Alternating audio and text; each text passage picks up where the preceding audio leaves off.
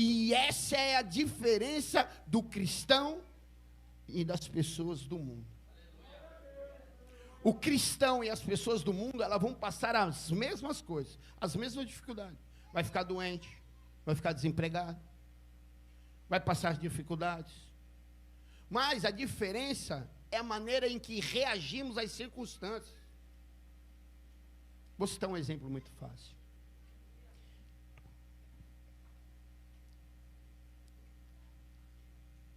Você vê uma pessoa falar de política, aquela pessoa do mundo, eu quero que você entenda os exemplos.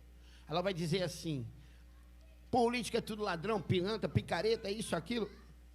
Você vê um crente falar de política, ele vai dizer assim: feliz o Deus cuja nação é o Senhor. Muda todas as coisas, muda o teu linguajar, muda a tua forma de pensar, de falar, muda todas as situações. Onde você vê tempestade, ele vê a mão de Deus. Onde você vê tribulação, ele fala oportunidade. Onde você vê dificuldade, ele fala, há uma esperança ainda. Porque a Bíblia fala que ainda há esperança para uma árvore que for cortada, ao cheiro das águas ela brotarão, não cessarão seus renovos, e em todas as estações, darão fruto, e no calor não sequirão. Sabe, posso até estar no deserto, mas o Senhor está comigo. Estamos falando sobre isso? A nação poderosa, a nação de Israel, ela se fixou no deserto. Mas no deserto aprove o Senhor prover todas as coisas para aquela nação, e hoje é uma das nações mais ricas. Ou alguém já viu algum judeu pobre? Mas por causa de toda a adoração, por causa de toda a devoção que eles têm a Deus, por causa dos princípios que eles têm a Deus, o Senhor prove e aprove todas as coisas. Estávamos falando isso hoje. A nação brasileira era para ser a Israel da América do Sul. Mas só nos preocupamos conosco, com o nosso umbigo. Você vê, e assim nós estávamos conversando no escritório.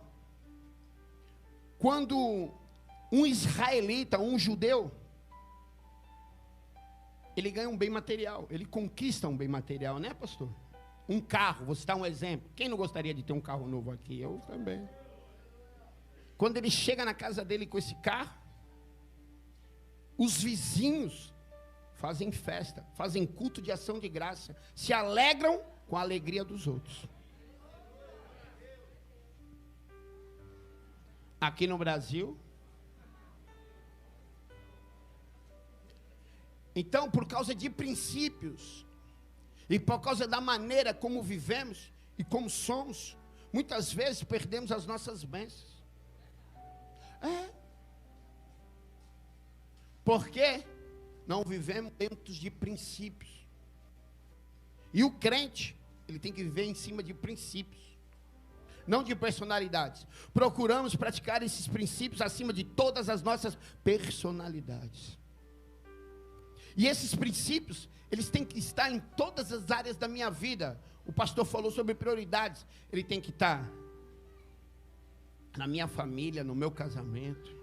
Esse princípio, ele tem que estar com os meus filhos. Esse princípio tem que estar entre eu e os meus amigos. E esse princípio, principalmente, tem que estar entre eu e a minha igreja.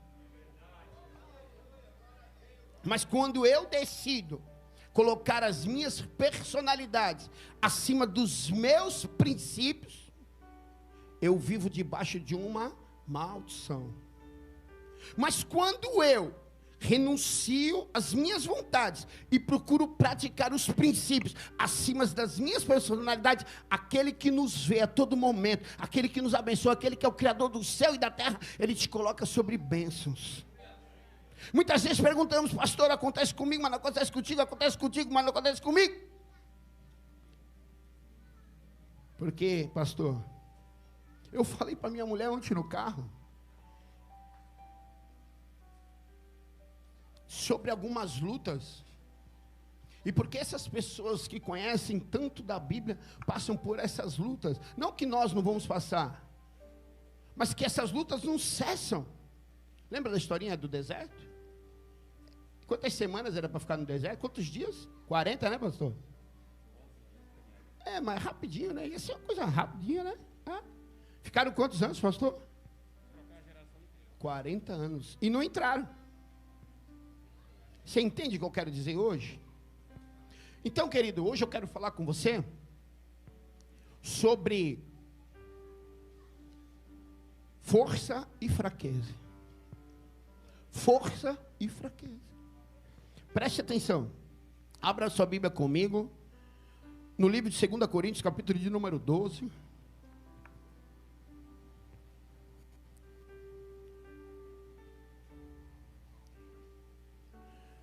Livro de 2 Coríntios, capítulo de número 12, verso de número 10.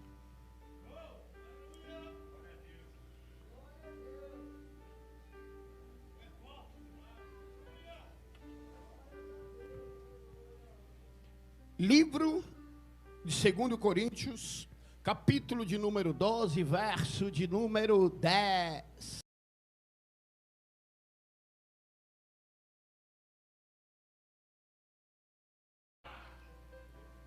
Preste atenção. A força do homem. O homem é feito de corpo, alma e espírito, sim ou não? O nosso corpo, a nossa força masculina é gerada através de um hormônio chamado testosterona. É onde é produzido toda a fertilidade e toda a força do homem. Sim ou não? Então, vamos lá.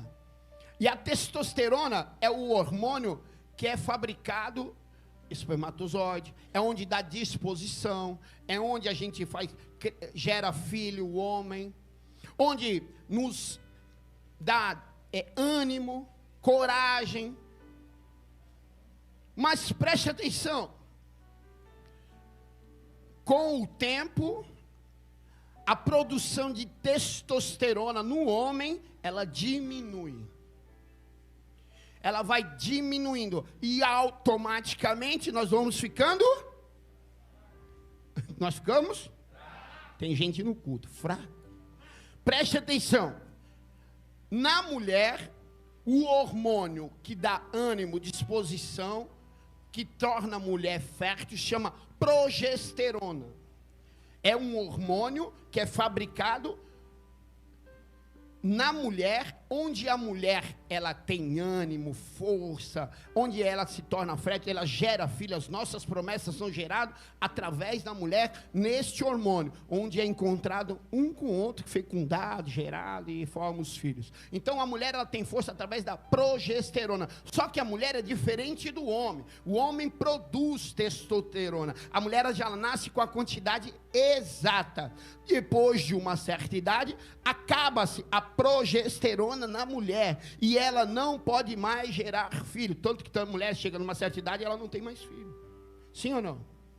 É isso. E aí, aquela mulher que era uma mulher cheia de vitalidade, ela se torna de forte, ela se torna. É isso aí. Então, o que eu quero dizer com isso? O homem, ele é O homem, ele é limitado. É por isso que Paulo, conhecendo as grandezas das revelações, ele diz assim: não me julgue que não seria inércio de falar as grandezas de todas as revelações, mas disso não me orgulharei, disso não empinarei o meu nariz, dessas coisas não. Me gloriarei nas minhas fraquezas, nas minhas necessidades, nas minhas anjuras. Mas preste atenção, mas por que nós que quando passamos adversidades, fraquezas, lutas, tribulações, provações, perdemos a nossa fé e desistimos, assim como foi falado no início do culto. O culto ele vem falando de persistência, de luta mesmo, de força. O pastor falou de princípios. Ninguém vai conseguir ter força se não manter princípios. A pessoa se torna fraco, desiste e cai. Paulo vai dizer que ele se vangloria agora é das fraquezas, porque foi numa fraqueza dele que ele teve um encontro com Jesus. A Bíblia vai dizer que um cego chamado Bartimeu, ele tem um encontro com Jesus na maior luta, na maior prova da vida dele. Sabe, querido, nesta maior prova, nessa maior luta, eu venho te profetizar nesta manhã, é amanhã que você vai ter um encontro com Jesus. Na tua maior dificuldade, se você clamar, abrir sua boca, é nesse dia que ele vem, querido.